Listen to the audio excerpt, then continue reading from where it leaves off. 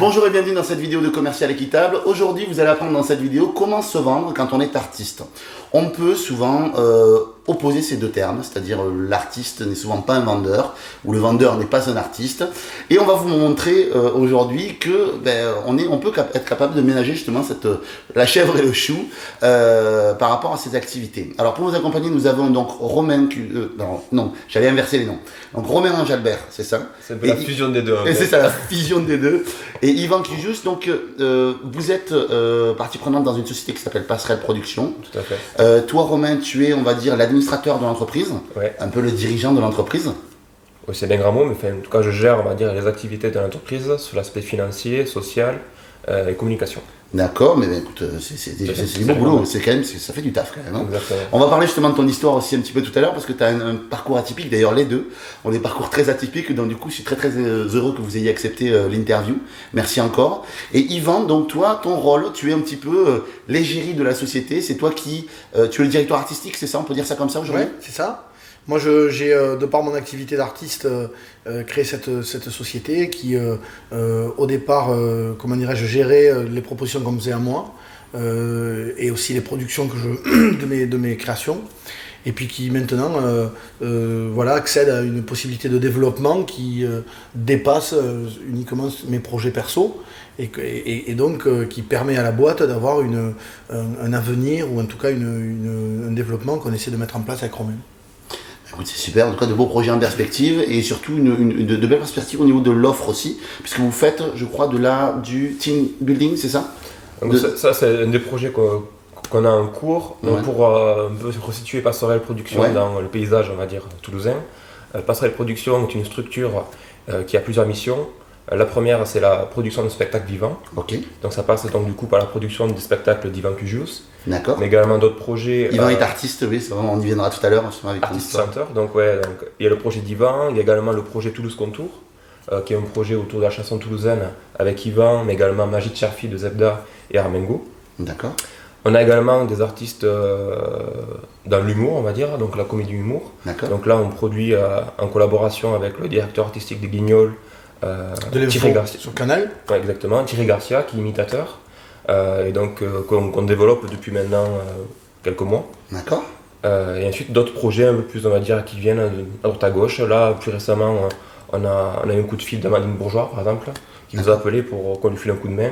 Donc voilà, c'est vraiment nous soutenir l'accompagnement et le développement artistique par un travail de diffusion, donc de booking, mais également par un travail de production, donc ce que je fais plus moi, donc m'occuper de tout ce qui est vraiment budget, contrat et lien avec les partenaires. Et d'accompagnement aussi, j'imagine, de l'artiste. Guider l'artiste aussi. Artistiquement, oui, mais si tu veux, on est dans une démarche qui est plus positionnée sur l'approche, j'allais dire, d'un développement, d'un prévisionnel, d'une construction d'un projet artistique en termes de production et d'accompagnement, que sur un vrai regard artistique. On considère aujourd'hui que nous, on n'a pas forcément cette légitimité-là. Donc, ce qui nous intéresse, c'est d'essayer d'accompagner des projets dans leur développement et dans une logique plus, j'allais dire, entrepreneuriale, quoi. C'est-à-dire ce que tu disais tout à l'heure, on essaie de faire le lien entre la démarche d'un artiste un peu isolé et nous, ce qu'on peut lui amener en complément pour le structurer, pour lui donner une visibilité, un développement sur un certain nombre de temps et une logique économique, un modèle économique qu'on va l'aider à créer, quoi. Alors, moi, ça en vient à ma première question, c'est comment est-ce que parce que tous les deux vous êtes artistes, on va y venir un petit peu tout à l'heure. Toi Yvan, tu es un chanteur qui est quand même relativement connu aujourd'hui. Romain, tu vas bientôt. En tout cas, tu as déjà un groupe et tout ça. Vous êtes déjà dans une démarche très artistique. Comment vous arrivez justement à ménager ce côté artistique et ce côté business? D'un point de vue personnel, d'un point de vue... Je sais pas si tu veux parler. Vas-y, je t'en prie. Mais moi je trouve que c'est pas incompatible. D'accord. On peut très bien être artiste et professionnel, en tout cas. J'allais dire businessman, c'est un peu dur comme mot, donc mais bon, dans l'esprit c'est ça. C'est pas incompatible en fait, du moment qu'on est qu'on n'est pas en contradiction avec ses valeurs profondes. Moi ça me paraît bien. Aujourd'hui, être artiste et vouloir être payé pour ça, ça me paraît pas complètement fou finalement, quoi. À ce moment, il y a un gros débat sur l'intermittence, tout ça. je vois pas pourquoi on devrait s'excuser de vouloir être payé parce qu'on fait de la musique. Tout à fait, exactement. L'idée c'est d'assumer ça, je suis tout à fait d'accord. Donc moi là-dessus j'ai aucun souci et je pense qu'Yvan c'est pareil pour toi. Ouais, et je pense que moi, par expérience, j'ai une plus longue expérience que Romain, malheureusement. Si tu veux, il y a vraiment dans ce milieu un problème de structuration et de rapport, justement, à ce qu'on peut appeler de manière un peu lourde ou trop âpre le business, mais ça veut dire la commercialisation des œuvres, des créations en fait. C'est-à-dire que on crée, il faut arrêter de se mentir là-dessus pour que, a priori, un public puisse s'emparer de cette création-là, de ces productions-là. Hein. Donc, tous les artistes sont confrontés à la même chose. Sauf qu'il y a eu une espèce de tabou là-dessus, parce que cette commercialisation a été très ambiguë et a été aussi utilisée souvent au détriment des artistes par des gens qui n'étaient pas des artistes et qui arrivaient avec de grands discours et une manière un peu de négliger le travail et de ne pas le respecter justement au niveau de ce rapport à l'argent. Et donc ça a un peu réduit, tu vois, ça a un peu isolé l'artiste et ça le peut éloigner de cet aspect-là des choses, c'est la partie commercialisation. Donc nous, enfin moi, je crois qu'on est un peu d'accord là-dessus avec Romain, c'est qu'on essaie de rétablir le lien.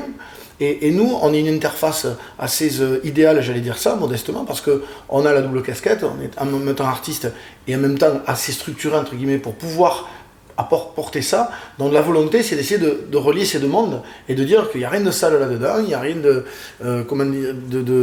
vulgaire, il y a simplement une volonté de dire comment on construit un plan commercial autour d'une création et comment on peut aller chercher des fonds et comment on fait exister en fait une création et comment on enlève de cet isolement certains artistes qui ont complètement coupé les ponts avec ça, qui se sont retranchés, isolés, et finalement comment on rend service à une création aujourd'hui pour essayer de lui donner une diffusion et une exposition avec une logique financière derrière. D'accord. Est-ce que vous pouvez produire tout type d'artistes dans Passerelle Production ? Ou est-ce que vous avez vraiment plutôt, on va dire, un type un peu plus particulier ? En fait, moi je pense, je vais répondre après, Yvan pourra compléter. Vas-y. Mais c'est une petite parenthèse dans le conseil. Je pense que dans on va dire, l'idéal, on aimerait suivre une ligne artistique. Donc ce serait produire des artistes qui correspondent à ce qu'on aime. Entre guillemets. Donc ça ne veut pas dire qu'on ferait que de la chanson. C'est déjà très éclectique, parce que toi tu es très chanson pas traditionnelle, je peux dire ça comme ça ? Ouais, si. Traditionnelle, et toi tu fais du rap, enfin c'est ça, donc, du hip-hop. Du hip-hop, donc... Mais c'est pas si loin, je te répondrai là-dessus.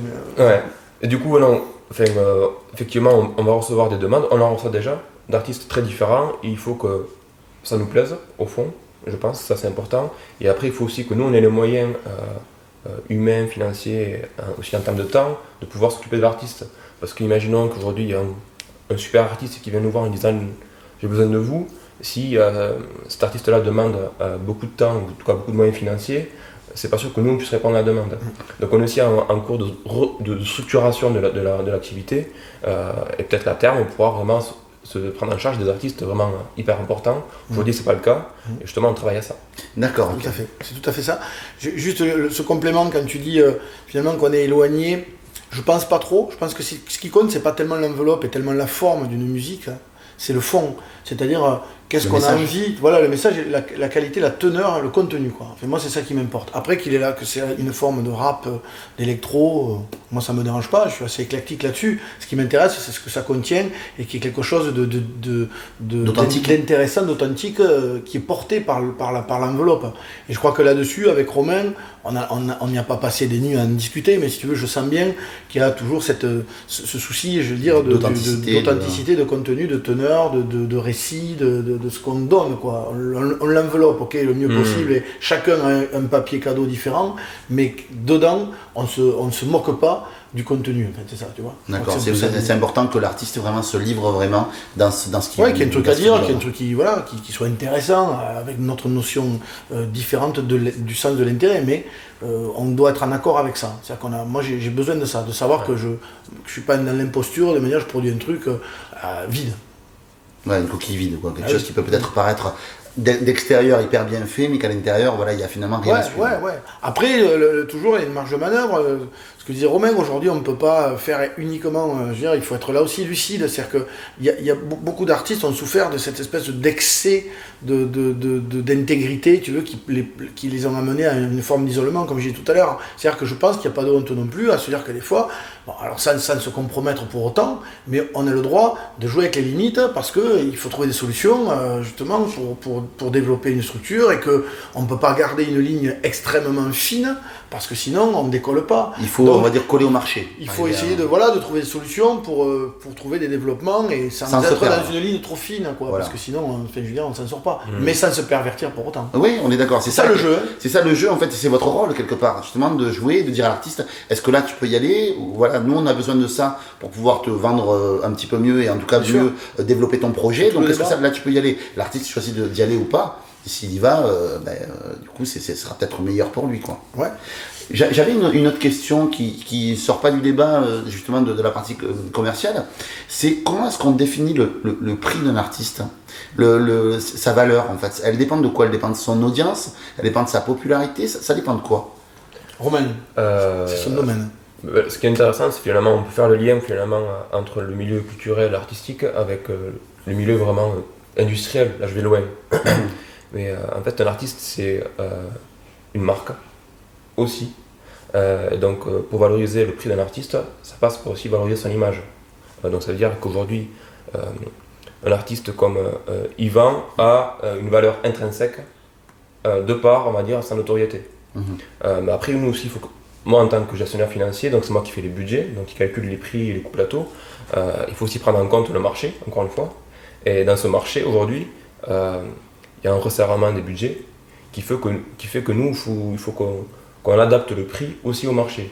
Donc il faut trouver en fait, le bon équilibre entre mon artiste, il est bon, il a du potentiel, il peut amener du monde, et en même temps, je sais que vous n'avez pas trop d'argent, donc on va trouver un compromis. Donc c'est vraiment là-dessus. Et quand on part de zéro, comment ça se passe quand l'artiste finalement n'a pas au début Vous conseillerez quoi à un artiste qui a envie de se vendre, que ce soit un peintre ou autre, un artiste qui démarre en fait pour arriver à se lancer finalement et arriver à vivre finalement de sa passion, rendre sa passion rentable quelque part. C'est comme ce qu'on disait tout à l'heure, c'est-à-dire qu'il y a un calcul à faire, comme quand tu démarres, je pense, une aventure d'entreprise, voilà, avec les moyens, avec ce que tu as à vendre, ce que tu as en main et que tu peux mettre sur un marché. C'est-à-dire avec l'incertitude là, et puis la difficulté supplémentaire, que là on parle d'une notion de qualité extrêmement difficile à mesurer et extrêmement difficile à quantifier. Donc on est quand même... À valoriser. Voilà, là il y a cette partie-là qui diffère d'autres produits plus concrets qu'on peut mettre sur le marché. Ouais. Mais à partir de là, il faut simplement, enfin je pense, et Romain pour le dira mieux que moi, il faut avoir une réflexion, c'est ce que finalement notre discours, très très proche d'un produit classique que tu vas mettre sur un marché, quoi, et l'assumer en tant que tel. Ouais, du coup pour rebondir sur ce que dit Yvan, moi en tant qu'artiste également, et en tant qu'artiste en développement avec mon groupe, il y a effectivement une notion de qu'est-ce que je veux faire, comment je veux le faire. Et Yvan parle de stratégie, je pense que comme pour une voiture, il va y avoir une stratégie par exemple de pénétration. C'est-à-dire que sur les premiers concerts, mais au lieu de prendre un cachet dit normal, on prendra un cachet de moitié. Du coup, ça veut dire qu'on vendra le spectacle beaucoup moins cher que ce qu'il vaut, mais parce qu'on a besoin de le montrer, de faire venir des gens. Et de faire de la visibilité, bien sûr, ça crée une notoriété, ça crée une petite image. Donc aujourd'hui, ce que j'aime dire à un artiste qui se lance dans le milieu, c'est bien savoir ce qu'il veut déjà, et s'il veut faire quelque chose, il faut qu'il s'en donne les moyens. Ça va passer peut-être par faire des compromis au début, en tout cas sur l'aspect financier, et aller au charbon, malheureusement, pour une valeur inférieure à ce qu'il veut. Faire un max de visibilité et d'y aller, quoi. Ouais, d'autant plus qu'aujourd'hui, au niveau du marché de la musique, encore une fois, au-delà on va dire du besoin qu'il y a auprès des diffuseurs, il y a aussi beaucoup d'offres de la part du paysage français, on va dire. Ouais, bien sûr. Donc, amateur et professionnel, semi-amateur. Et du coup, c'est compliqué de se faire une place avec Internet notamment. Aujourd'hui, c'est la guerre en fait, quoi. Alors est-ce que vous conseilleriez par exemple, et ça c'est une idée que j'ai parmi d'autres, parmi les stratégies que je connais, par exemple de faire un événement, le faire gratuitement cet événement, et ensuite de faire des communiqués de presse par exemple pour dire ben voilà ce qu'on véhicule, voilà ce qu'on fait, venez nous voir. Bien sûr, c'est exactement le même principe qu'un salon ou qu'un mec qui va exposer. On va pas demander à un mec qui va aller faire une réunion, Tupperware ou je ne sais quoi, pour acquérir un noyau de public et de clients potentiels, d'être payé, si tu veux. Bien sûr. C'est-à-dire que c'est un acte spontané de promotion. Bien sûr. Donc évidemment, n'importe quel artiste doit intégrer dans sa stratégie des actes de promotion. Alors, quand on le fait à échelle plus importante et quand les maisons de disques te font un plan de promotion à la télé, etc., évidemment que c'est des choses qui ne sont pas payées, la plupart du temps non rémunérées. Donc il faut garder ce même principe-là à une autre échelle. C'est qu'à un moment donné, il faut aller chercher des gens, il faut les intéresser à ce que tu vends, à ce que tu crées. Et donc, il y a tout un parcours comme ça de gratuité, de prestations qui rentrent dans ce cadre de promotion qui s'impose. C'est-à-dire que là, il faut ignorer, et c'est ça la stratégie du truc, c'est que, voilà, aller chercher des gens, ça ne va pas forcément avec une rémunération que tu demandes. Il faut que tu donnes de ta personne, de ton temps, et que tu investisses ça pour démarrer quelque chose. C'est ça la motivation, c'est ça qui fait que voilà, l'artiste peut arriver à se démarquer. Oui, en tout cas, aller chercher un public, un noyau de public qu'il va ensuite potentialiser, capitaliser, élargir. Donc du coup, c'est pas une bonne idée en tant qu'artiste, et c'est un conseil qu'on donne, de vouloir se faire payer de suite, et de vouloir de suite, voilà. Ça coupe les pattes quelque part. Ouais, juste quand même, je rebondis là-dessus parce que je pense que c'est important. Il faut aussi avoir en tête que la gratuité, c'est pas bon non plus. Il faut qu'il y ait une notion de valeur derrière. Mais c'est-à-dire qu'en fait, si on fait quelque chose de gratuitement, après, pourquoi on se ferait payer pour la même chose en fait. Donc, si pendant un an, moi je fais tous mes concerts gratuits, mais l'année d'après, je vais aller voir les mecs qui vont me dire ok, mais par contre, on te reprend, mais t'es toujours gratuit. Ah non, maintenant je vais te payer 200 € net. Ah ben non, en fait, mec, à côté de toi, il y a d'autres mecs qui sont gratuits, on fait comment quoi. D'accord. Ouais. Donc attention, effectivement, je parle plus. C'est important cette notion-là. Il faut être entre les deux. C'est la limite quoi. Il y a une différence entre participer à un plan promo, oui, moi, faire un événement gratuit, c'est ce que voulait dire Yvan. Et du coup, pour un coup de buzz, en tout cas, pour un manière de stratégie, c'est important. Mais après, il faut aussi faire attention. Et c'est aussi un des problèmes actuellement, c'est qu'il faut demander à être payé. Parce que si tu le fais gratuitement, et du coup, tu vas habituer en fait, finalement ton marché à ce que tu sois gratuit et exactement. Tes diffuseurs. Et c'est un peu ce qui se passe sur d'autres marchés. On va prendre le marché tout bête du DJ. Aujourd'hui, tout le monde peut être DJ quoi. Et du coup, un DJ qui entre guillemets est plutôt bon, qui a une vraie notoriété, il facture sa soirée 500 €. Et t'as le gamin du coin qui va venir et te dit bon, moi je le fais gratuitement quoi. Et du coup, ça casse le marché en fait. Parce que les discothèques vont prendre des mecs qui jouent gratuitement quoi. Et c'est pareil pour d'autres trucs. Hein. C'est là l'ambiguïté de notre milieu, elle réside beaucoup là. C'est qu'il faut faire accepter aux clients cette notion de qualité artistique et lui faire toucher du doigt. Et ça, c'est super difficile. Le professionnalisme. C'est ça le cœur du débat, il est là. Comment un mec qui n'a pas de notion artistique ou qui a sa sensibilité singulière va accepter de mettre plus d'argent sur un artiste qui n'a pas une notoriété, donc le mec n'a pas ce repère-là de notoriété, parce que la plupart du temps, on associe malheureusement la notoriété au prix, et on ne se base que là-dessus. Donc nous, derrière, si on arrive avec un discours qui dit « Ok, il n'y a pas de notoriété, mais par contre, il y a une qualité artistique, et la rémunération en dépend », le mec, il ne le comprend pas. Parce que son lien à lui personnel avec la qualité artistique est extrêmement difficile à relier pour nous. C'est-à-dire que lui, il va pas aimer ce qu'on aime, donc si tu veux, c'est difficile. L'ambiguïté, elle est là. La particularité vraiment de notre milieu, dans le lien entre la création artistique, la valeur artistique et la commercialisation, elle est dans ce repère, dans cette évaluation et dans cette difficulté pour nous d'établir un repérage quantitatif ou qualitatif plutôt sur la création. Et là, c'est votre boulot justement, c'est là que vous intervenez, vous avec Passerelle Prod. En tout cas, c'est un axe qui est important et qu'on a en tête, c'est-à-dire que c'est un paramètre important qu'il faut manier avec précaution. Ouais, bien sûr. Ouais, c'est un vrai boulot hein, d'être producteur. Hein. Ouais, on se dit. C'est vraiment. Le marché est encore une fois pas évident, du coup, c'est un métier pas évident pour les artistes. Et en tant que producteur, effectivement, il y a du boulot. Pour réussir à faire développer les artistes. Bien sûr. C'est beaucoup de travail. Et c'est passionnant. C'est passionnant en tout cas, c'est intéressant parce qu'il y a un vrai challenge. Et c'est vrai que nous, en tant que entre guillemets artistes et professionnels du spectacle, je pense qu'on est assez bien placé par rapport aux artistes parce qu'à la fois on entend ce qu'ils disent, ce qu'ils veulent en tant qu'artistes. C'est le carrefour en fait. Et en même temps, on peut aussi les rassurer en leur disant voilà, nous on a quand même des compétences. Sur la production, moi par exemple sur la gestion financière, bien sûr. donc et confiance en moi, quoi, ensemble ça va rouler. Et ça, c'est vrai que c'est quand même la chance qu'on a. Ouais. Justement, Il y a ça, besoin de ça. Ouais. Justement, ça me permet de rebondir un petit peu sur ton histoire. Oui, toi, transition, Romain. ouais. Merci pour la transition, c'est cool. Sur ton histoire, Romain, parce que Romain, il faut savoir que tu es un ancien. Alors, est-ce qu'on peut dire commissaire aux comptes, c'est ça ou c'était les études pour? C'était les études pour. Voilà, donc tu travaillais donc pour une grosse société donc financière. Tu étais donc vraiment en col blanc, costume, voilà, donc loin de la barbe. Ah ouais, tous les jours. Ouais.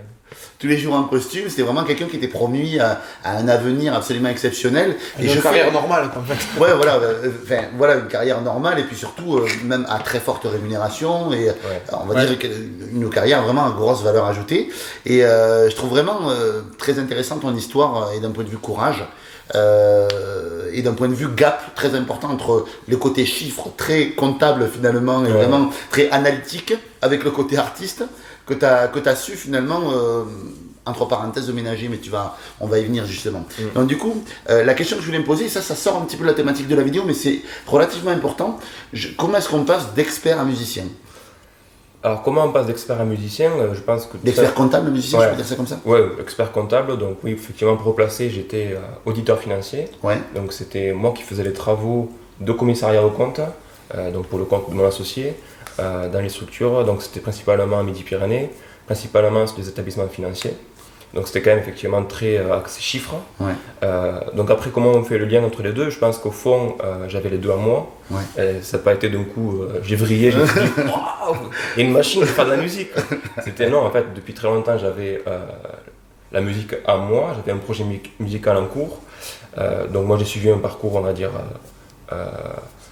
d'école de commerce, puis intégration donc, de cabinet d'audit. Et en parallèle, j'avais ce groupe musical qui me tenait à cœur. Et c'est vrai qu'arrivé un moment, je me suis posé des questions sur moi. Où tu allais, voilà. Où j'allais, en fait. Donc, c'est vrai que dans les magazines, on parle souvent de génération Y. Donc, je pense malheureusement que je suis un peu... Tu en fais partie? J'en fais partie, cette génération Y. Donc, une génération qui se pose beaucoup de questions sur la vie, sur le développement de soi, sur où on va, pourquoi, comment. Du coup, il y a un moment où je me suis posé la question, à 25 ans. Du coup, qu'est-ce que tu veux vraiment faire, quoi? Qu'est-ce que je voulais vraiment faire? Est-ce que je voulais vraiment gagner de l'argent pour ne pas en profiter? Enfin voilà, après c'est un peu caricatural, c'est ça qui me dérange un peu avec tout ça. Ouais, mais tu fais bien la nuance, donc c'est ouais, bien. Mais c'est vrai que voilà, c'est une génération donc du coup où on a été poussé par nos parents pour faire des métiers que eux n'ont pas pu faire. Donc on a été poussé moralement, avec beaucoup d'amour, mais également un petit peu financièrement, donc pouvoir faire des études supérieures, chose qu'ils n'avaient pas pu faire, et du coup pouvoir atteindre des postes, on va dire, sociaux que eux ne pouvaient pas avoir. Du coup, on a été poussé à ça, on l'a voulu aussi. Je dis pas que c'est à cause de mes parents, mais on l'a voulu aussi. Et arrivé là, en fait, on s'est dit, mais merde, putain, est-ce que c'est vraiment ça que je voulais? Alors, je pense qu'il y a aussi eu beaucoup d'auto-persuasion pendant tout ce temps-là. On se disait, oui, en fait, c'est bien, parce que grâce à ça, moi, je pourrais rentrer dans une grande boîte, je pourrais gagner de l'argent. Et puis, en fait, tu arrives, tu te dis, merde. Je me sens pas, je me sens à l'étroit. Je me sens un peu à l'étroit. Donc, du coup, remise en question, à 25 piges. Réflexion, donc discussion avec l'entourage, les amis, les parents. Ça a dû être, ça a été facile? Non, honnêtement, c'était compliqué, ça a été un travail de fond. Mais c'est vrai que la première discussion a été un peu houleuse. Et en même temps, je le comprends, parce que finalement, je venais remettre en question 5, 6, 7, 8 années de travail. Alors, en disant, en fait, voilà, tout ce que vous m'avez fait faire, tout ce que j'ai fait aussi de par moi-même, je le renie maintenant, et j'ai envie de faire autre chose. Donc du coup, ça a été un peu difficile au début. Et puis ils l'ont compris, parce que finalement, comme tout parent, en tout cas j'espère, mais ils veulent mon bien, ils voulaient mon bien, donc ils me l'ont souvent répété, et du coup quand ils m'ont dit « Ouais, mais t'es sûr ?» Je leur ai dit « Vous voulez mon bien ou pas ?» Ils ont dit « Oui, c'est vrai. » Donc à ce moment-là, ils ont dit « Ok, fais comme tu l'entends. » Donc du coup, j'ai décidé de quitter mon poste, du coup pour me consacrer à mon projet musical, et donc travailler sur la partie artistique, mais également sur la partie... développement, notamment communication. Ça a demandé beaucoup de courage, ça, parce que finalement tu te retrouves en conflit contre tes parents, contre aussi tes amis, parce que tu te crées, j'imagine, un entourage d'amis qui est aussi expert comptable comme toi, qui est aussi là-dedans, et du coup ça a dû être, ne serait-ce que ta femme aussi, je crois savoir que tu étais accompagné, et que tu l'es toujours d'ailleurs. Donc, on se marie même. Ouais, non mais le gap a dû être... Ouais, il y a eu un travail sur moi. Après, il y a un moment aussi où je pense que quand on se pose, ne serait-ce que 2 minutes, on se dit voilà ce que j'ai, voilà ce que je pourrais avoir, de quoi j'avais vraiment envie. Enfin, je pense que les choses se font assez rapidement, quoi. Donc j'ai eu du courage.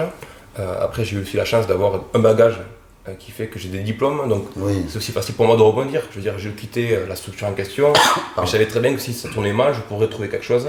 Et aussi, tu as bien réussi à connecter les points, ne serait-ce qu'avec Passerelle Prod, parce que finalement aujourd'hui tu es dans le meilleur des deux mondes, c'est-à-dire que tu es toujours quand même administrateur, donc du coup finalement tes compétences te servent, tes compétences quand même de très haut niveau te servent dans Passerelle Prod et vont aider Passerelle Prod justement à progresser de manière fulgurante, et à la fois tu es quand même aussi dans le monde artistique, donc finalement tu as réussi à ménager la chèvre et le chou. Ouais, j'ai aussi allié les deux, franchement je suis moi ravi en tout cas. Et pour revenir à ce que tu disais par rapport à effectivement l'entourage de l'époque, à mes amis, qui étaient effectivement des collègues, il y a aussi un truc qui m'a poussé, ça a été entre guillemets leur admiration. Et donc ils me disaient, mais t'as de la chance Romain, t'as un projet à côté, quoi. Profites-en, quoi. T'as de la chance, vas-y, quoi. Effectivement, ça m'a aussi poussé à y aller, quoi. Donc ton entourage t'a à la fois un peu freiné par rapport à ce que toi tu te disais qu'ils allaient penser de toi, et finalement ils t'ont plutôt aidé quand tu leur as dit, ils t'ont plutôt soutenu, on va dire. Ouais, disons que dans un monde où on est souvent, on va dire, sujet au regard des autres, on se pose beaucoup de questions, mais là ils m'ont un peu décomplexé, j'ai dit ok, j'y vais, quoi. Merci beaucoup Romain pour ce partage si authentique. Je sais. Et du coup ça me permet également de faire une transition avec toi Yvan, parce que toi Yvan, je dirais pas que tu as un peu la même histoire, mais si un petit peu, c'est que toi tu étais prof de physique. Ouais. T'es prof de physique, tu passes de prof de physique à musicien. Ouais. Wow. What the fuck. Mais c'est curieux ce rencontre avec Romain justement parce que j'ai vécu ça moi avant lui. Et on est très près dans cette expérience, très proche. C'est assez, comment dirais-je, assez marrant quoi, qu'on se soit croisés. Moi j'ai effectivement une formation et je vais pas tout ce qu'il a dit me correspond. C'est-à-dire que voilà, le rapport aux parents, tout ce que tu peux imaginer. Donc moi j'ai fait une formation de prof de physique-chimie, donc j'ai une maîtrise de physique, une licence, un CAPES, et j'ai enseigné pendant 10 ans. Et puis moi à une époque où justement il y avait moins le souci de ce développement, moi je ne suis pas la génération Y justement, moins le souci du développement personnel et si tu veux un parcours à suivre coûte que coûte, avec moins de finalement possibilité de s'en extraire. Je le dis pas mais pour me donner plus de courage que Romain, mais mon époque 15 ans avant c'est plus difficile de partir en fait, parce que je crois qu'il y a encore la crise qui n'est pas vraiment arrivée et il y a un sillon tout tracé et donc on se demande pourquoi tu t'en barres. Aujourd'hui il y a juste la différence, c'est que finalement c'est difficile partout, c'est la merde partout, passe mon expression, donc autant quelque part faire ce qu'on aime. Alors, ce qui n'enlève rien du courage, parce qu'il y a plein de gens comme lui, qui sont diplômés comme lui, qui ne le font pas pour autant, hein, donc attention, ça n'enlève rien dans le courage, au contraire. Mais si tu veux, moi j'arrive dans une époque où tout d'un coup je suis confronté à la question de me dire, soit je continue, soit je meurs, quoi. Donc c'est même pas un acte de courage, moi. C'est une nécessité. Si je pars pas, je meurs. Si je reste prof comme je l'étais à Fermat et dans la physique, et si je fais que ça, je meurs. Donc comment je fais pour pas mourir? Pour t'en extraire après. Voilà. Et à 35 ans, je pars et je me lance dans mon projet musical. Et voilà, avec... il y a aussi ce que disait Romain qui est intéressant de noter, c'est que le rapport aux gens autour de toi, il change aussi, parce que les gens admirent ce saut que tu fais et qu'ils ne peuvent pas faire eux finalement, ou qu'ils n'ont pas eu la chance de faire. Donc c'est vrai que ça change le rapport aux autres et que ça te met dans un chemin ou dans une image, dans une identité, si tu veux, qui est très singulière et qui est en même temps décalée. C'est-à-dire que tu as à gérer cet aspect des choses où tu n'es plus vraiment... t'es plus enseignant, mais tu l'es tout en le restant. Donc lui, il est plus complètement, uniquement expert comptable, tu vois, mais il le reste de formation. Et il est pas et aux yeux des musiciens, il n'est pas complètement musicien puisqu'il a en même temps ça. Et moi, j'ai vécu la même chose. Donc, c'est à un moment donné essayer d'assumer tout ça et de se dire voilà, moi ma singularité, elle est là. Je l'assume, je le fais, je le gère, je le mets au service d'eux. Et finalement, voilà, aujourd'hui, je crois qu'on a cette place et cette position qui devient, quand elle est assumée et qu'elle est bien clairement identifiée, une place assez évidente finalement. En tout cas, elle le devient. Ouais, disons que tu as fait ta place, tu as fait finalement, tu t'es conformé, on va dire, à tes valeurs profondes Ouais. et à ce que tu voulais vraiment faire. Ben, j'ai les deux en moi, c'est comme Romain, j'ai les deux en moi, j'ai besoin des deux. J'ai une partie très rigoureuse, très cartésienne, voilà, qui m'a amené à faire de la physique. Et lui, c'est tout le parcours qu'il a fait d'école de commerce, etc., des chiffres. Et puis après, j'ai un aspect en moi de création et de besoin de liberté. Et je dis toujours que c'est une espèce de liberté surveillée. Nougaro Donc, c'est disait pas souvent opposé, quoi. que la vraie liberté dans la vie, c'est de choisir ses barreaux. Tu vois. Donc je suis assez Pas convaincu mal. de ça. Pas mal. Bah, vous auriez pu appeler la boîte Courage Prod finalement, parce que ça vous... Je sais pas si c'est vrai courage. Enfin, c'est pas le lieu n'est pas dans ce débat-là. Non, mais c'est pas ça. Je sais pas si c'est le courage. C'est à un moment donné plus une nécessité que. Ouais, courage. vraiment, c'est vital pour toi, c'est ce que je retiens. Ouais. C'est que pour toi, c'est ça où je meurs. Quoi. Oui, mais je pense que Romain, au fond, même s'il a fait. Je vais pas parler Il à n'a sa pas place, exprimé comme ça, mais. à un moment donné, c'est un besoin tel que tu pars et que tu as la force qui t'arrive parce que c'est tellement ancré en toi, tellement nécessaire que tu convaincs les parents, les amis, parce que tu as cette volonté qui te pousse et ce besoin vital. Si tu n'as pas un besoin vital, même dans la création, c'est pareil. Tu sais, ce qu'on appelle le talent, c'est une espèce d'urgence, d'appétit, d'envie, de faim, de désir profond. C'est pas une espèce de truc qui t'arrive de l'au-delà. Tu vois, c'est vraiment un état de nécessité, quoi, d'urgence. Vite, il faut que j'écris, que je fasse. C'est ça, hein, le talent, il n'y a rien de mystérieux là-dedans. Alors, il y a un point que tu as soulevé là que je trouvais très important. Je sais que tu as pas mal de pudeur par rapport à ça parce que c'était un ami très intime à toi. C'est que tu as fait une rencontre avec Nougaro, toi, et qui t'a, j'ai cru comprendre, pas mal guidé dans ton projet musical. Comment ça s'est passé? Tu le rencontres pendant que tu es prof de physique? C'est lui qui te donne le déclic? Comment ça se passe? Ah oui, clairement. Moi, je suis prof, effectivement. Je suis en dehors de Toulouse, je suis dans le Nord, et puis j'aime donc Toulouse. J'aime Nougaro parce que Toulouse, le jazz, etc. Et la vie fait que je le rencontre, je ne vais pas rentrer dans les détails, mais que je le croise et que je partage une relation d'amitié pendant 10 ans avec lui. Et que... Ouais, excuse-moi, pardon. Non, je t'en prie. C'est que ce que je trouve intéressant, c'est, tu sais, l'aspect mentorat un petit peu et comment est-ce que lui, justement, il t'a guidé. Donc, du coup, est-ce que c'est toi qui provoque la rencontre, juste, sans aller dans le détail, ou est-ce que c'est un concours de circonstances qui fait que vous... C'est de toute façon un concours de circonstances, comme la définition des rencontres comme ça dans une vie, qu'elle soit amoureuse, amicale, d'amitié, c'est un concours de circonstances. Après, l'accroche se fait sans qu'il y ait de volonté de part et d'autre. C'est la vie qui fait que la vie nous rapproche. Elle nous rapproche de par, je pense, moi, ma singularité qui l'interpelle un peu, prof de physique, mais comme Romain. Prof de physique qui fait de la chanson, qui aime la chanson, tiens. Alors il enseigne la physique-chimie et il chante, il aime les mots. Qu'est-ce que c'est ce mec? Voilà. Donc il y a cette curiosité qui est éveillée chez Claude. Moi, il y a évidemment la rencontre de Nougaro qui ne change pas. Moi, je le connaissais avant, tu vois, j'ai tout le temps, et que je découvre l'homme derrière l'artiste qui me fascine tout autant.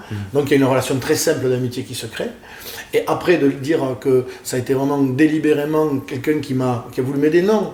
Il m'a aidé sans le vouloir, finalement. Cette relation m'a aidé parce qu'il y a quelque chose de très simple qui s'est mis en place et de très fluide, sans qu'il y ait de calcul, ni de stratégie, ni de dire comment je t'aide. Il n'y a jamais eu ce discours-là entre Claude et moi. Ça s'est fait comme ça. Il se trouve que Claude, quand il a eu la possibilité, il a eu envie, parce que c'est un mec qui faisait les choses que parce qu'il les désirait. C'est pas quelqu'un à qui tu demandais de faire un truc. Ça. Dès que tu demandais un truc, souvent il te disait non.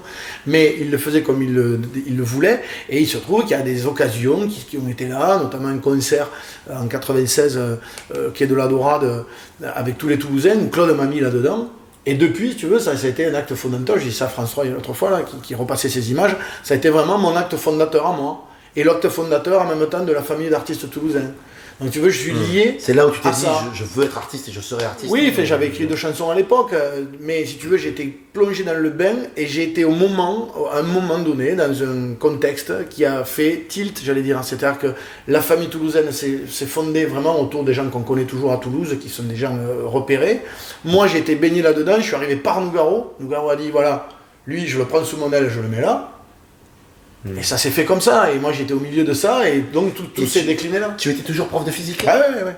Donc, et ça a été vraiment le catalyseur où tu t'es dit, j'aime trop ça, j'ai passé un trop bon moment. Je me suis dit, il se passe un truc là, je me suis dit, c'est incroyable, je me retrouve là, moi j'écris 2 chansons, puis il y avait des trucs, si tu veux, symboliquement, qui est extraordinaire. Je pourrais en écrire un bouquin de tout ça, parce que mon parcours il est extraordinaire. ouais. Mais tu veux, je me suis dit, bon, il y a un truc à faire, la vie me propose ça. Il y a un chemin là, il y a tout ça, tous ces repères là, toutes ces coïncidences, ces beaux moments. Ça veut dire quelque chose, il y a un sens à ça, c'est pas possible. Et donc je me suis finalement laissé guider par ça, en étant très éveillé, très à l'écoute de tous ces signes là, tu vois, de ces symboles là. Ouais, t'es quand même très ouvert à ça, quand même, aux signes. Ouais, mais oui, tu vois, ils sont tellement forts au bout d'un moment que tu peux pas ne pas les dis, entendre, bon, là, pas les voir. Il faut que je fasse quoi. Ouais. Oui, il faut y aller quoi. puis voilà. Et du coup, quels sont, alors j'imagine que Nougaro, puisqu'il faisait les choses, on va dire, de manière très spontanée, quelles ont été les, on va dire, les leçons que tu as retenues finalement de ton contact avec lui, de ton amitié? Oh, je pense principalement c'est une espèce de notion comme ça d'abord d'humilité, d'intégrité, de justesse, tu vois. Il disait souvent, si la justice n'existe pas dans ce bas monde, intéressons-nous à la justesse. C'est important, la justesse. Elle est importante à tous les niveaux, à tous les symboles, à tous les étages, la justesse. Comment je suis juste, comment je suis en accord avec moi-même, comment j'ai la bonne note de musique au bon moment. Tu vois, c'est le jazz, tout ça aussi. C'est-à-dire, qu'importe le nombre de notes qu'on joue, essayons de jouer les plus belles. Tu vois, c'est vraiment cette réflexion-là. Bon. Et donc, c'est comment je me mets en cohérence avec tout ça. Et j'avais quelqu'un en face de moi qui était voilà, dans ce souci permanent, tu vois, ce souci de ne pas être dans l'imposture, d'être dans l'art, dans l'authenticité, et puis dans la manière de donner tout, quoi, tu vois, de donner tout. Alors moi, après, je donne tout à ma manière. Je ne suis pas les traces de Nougaro, je ne fais pas que de la musique, je fais d'autres choses. Mais j'essaie d'être sincère, d'y aller, de pas, avec toi. Voilà, et de pas être dans l'imposture ou dans la superficialité. J'essaie d'être dans ma vérité, voilà. Et ce mec-là te donnait te faisait un peu te rendre compte de ce qu'était la relation aux autres et la relation à son art. C'est énorme comme don quelque part. Ah ouais, complètement, mais bien sûr, c'est un mec qui était bouleversant par rapport à ça. Qui, dans l'engagement qu'il avait, total, l'engagement poétique, musical, artistique, était sans limite et sans concession. Et quand tu rencontres dans ta vie des gens comme ça, qui arrivent à ce qu'il est arrivé évidemment, qui a créé ce qu'il a créé, et que tu l'as connu personnellement, humainement, tu as des clés qui te sont données et transmises. Bon, après ces clés, tu en fais ce que tu en veux, mais tu les as, et toi tu te dis, j'ai la chance qu'il me les ait données à moi. Oui, c'est ça. Bah, même si c'était pas un don volontaire. Mais et merci à toi de les redonner justement, parce que c'est un partage aussi. Oui, c'est la chance, c'est une chance sur mon parcours, voilà, et j'en suis tout à fait conscient, et je pense souvent à Claude de ce côté-là et en ces termes-là. Merci vraiment beaucoup pour ce partage qui a peut-être été un petit peu remuer des choses pour toi. Non, tu parles, non, c'est au contraire plutôt positif tout ça, de dire ça, et je suis conscient que j'ai eu de la chance, moi, et un privilège d'être aux côtés de Claude pendant 10 ans, enfin en tout cas d'avoir cette amitié avec lui, et de vivre ce que je vis aussi aujourd'hui, parce que sans le savoir, il m'a vraiment donné ses clés, mais aussi ouvert des portes, sans que ce soit un acte vraiment délibérément volontaire, mais il se trouve que ma vie, mon parcours était celui-là, et que je lui en suis gré, évidemment, et je le serai jusqu'à la fin de mes jours. Et aujourd'hui, tu as je lui en sais gré, pardon. Ouais, ça c'est le prof de physique, t'as même pas, c'est prof de français là, carrément. Ouais, non, mais savoir gré. Aujourd'hui, tu as un succès quand même qui commence à devenir assez retentissant. Comment est-ce qu'on fait pour acheter tes CD, pour te retrouver, pour demander à Romain, je sais pas. D'accord. On va poser la question à Romain justement. Non, mais enfin, vas-y Romain. Vas-y. Oui, écoute, là moi j'ai fait 2 albums. Puisqu'en fait tout ça c'est un peu déclenché sur le tard, un en 2009 et un en 2012, et là je suis dans la réflexion d'un 3e album, et voilà, après c'est les moyens normaux de distribution, sauf que l'actualité n'est pas un album en ce moment, donc c'est sur internet qu'on peut aller chercher de la discographie.